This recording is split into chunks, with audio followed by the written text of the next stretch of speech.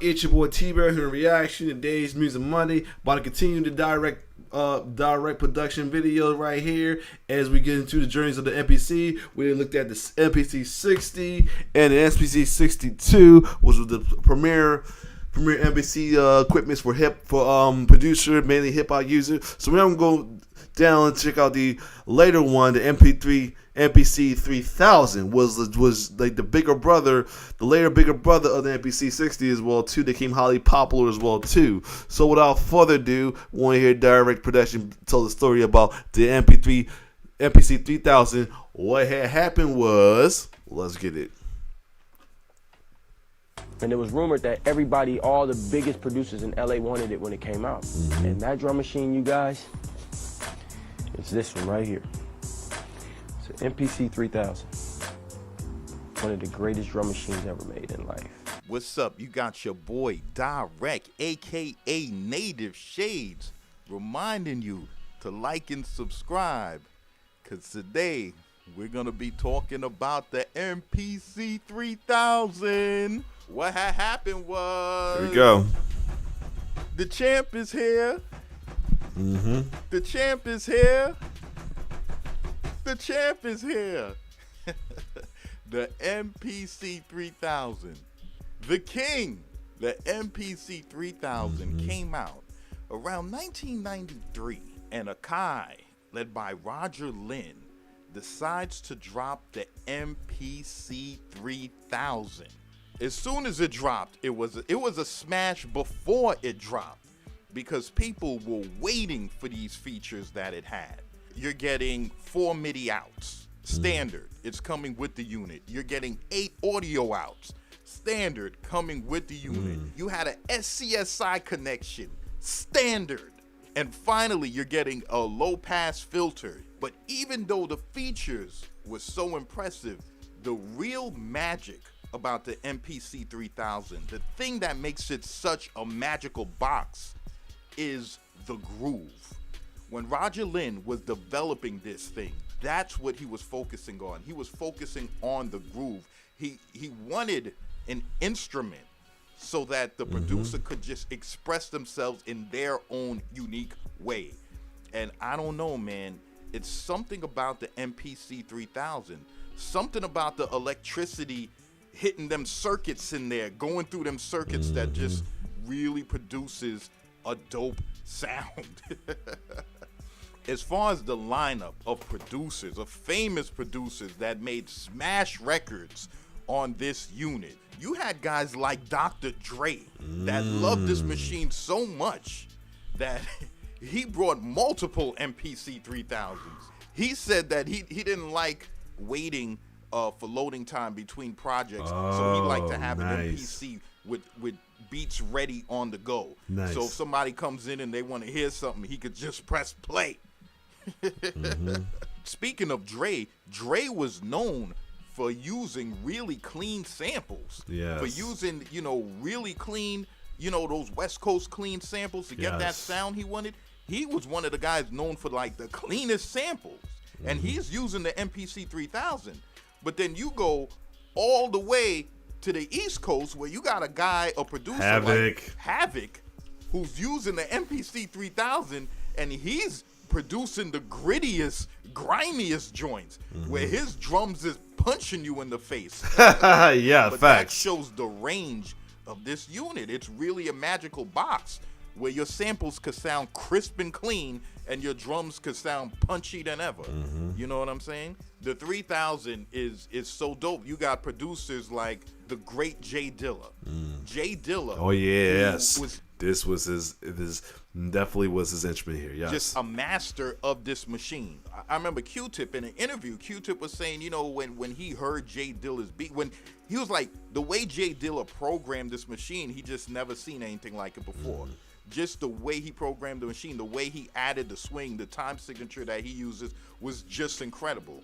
And then when Jay Dilla decided to turn quantize off, the game changed. Okay, when he decided and said, you know what, this quantize is cool, but I'ma turn it off. You know what I mean? That flipped, that like changed the game.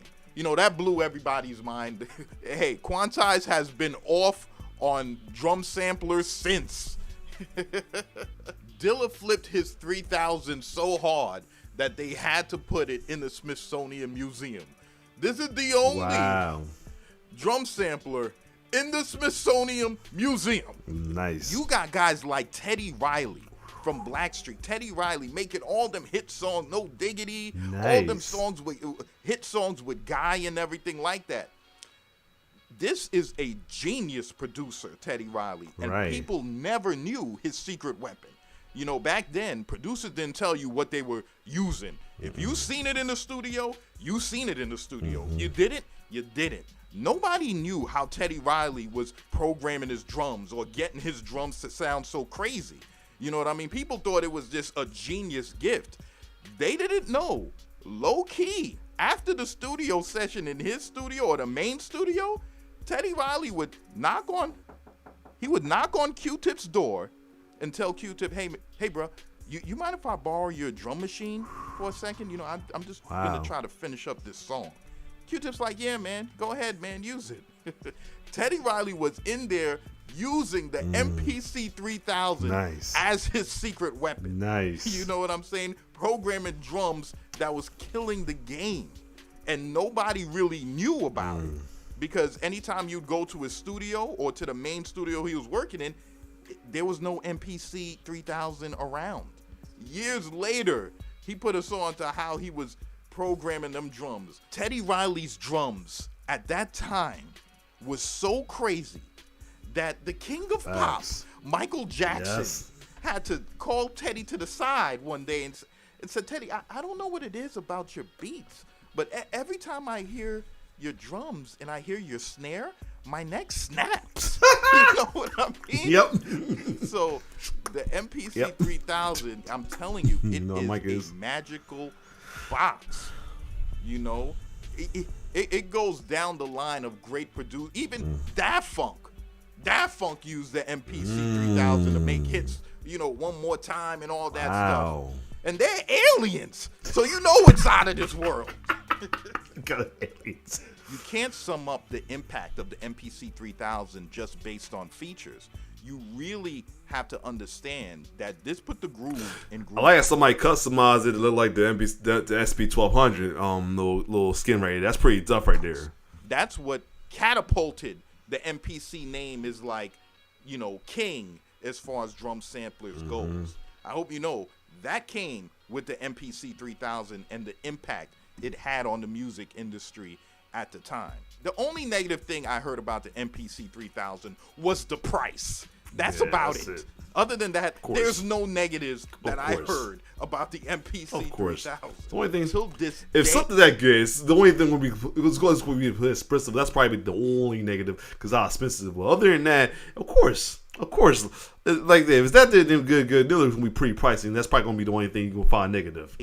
The MPC 3000 still holds up an argument as the king, as the top MPC. It's always an argument between the 3000 and the 4000. When you say the 3000, it's the groove, it's the feeling.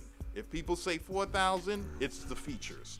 So it's just, you know, take your pick.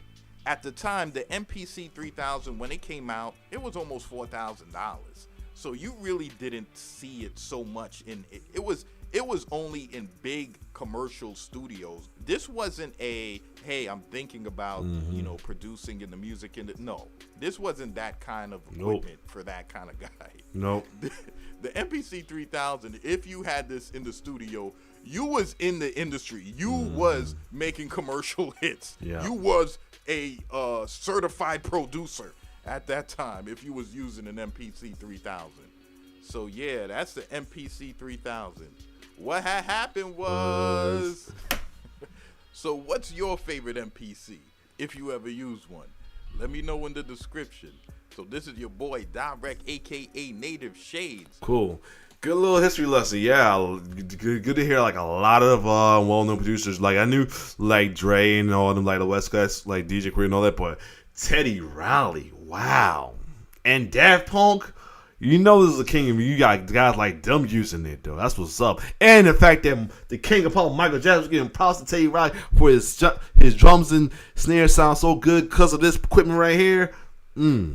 So anyway, next week we're gonna check. What I have is I had to look up MPC, see what came out after the MPC 60. Know that that he had on his channel, and this was like the next one afterwards. So other than that, this was a good little history lesson on the MP3 3000. Next week we're going to check out the MP3 the little brother next week. So other than that, if you like my reaction, like, share, subscribe to my YouTube channel. It's your boy T-Bird signing off. One love.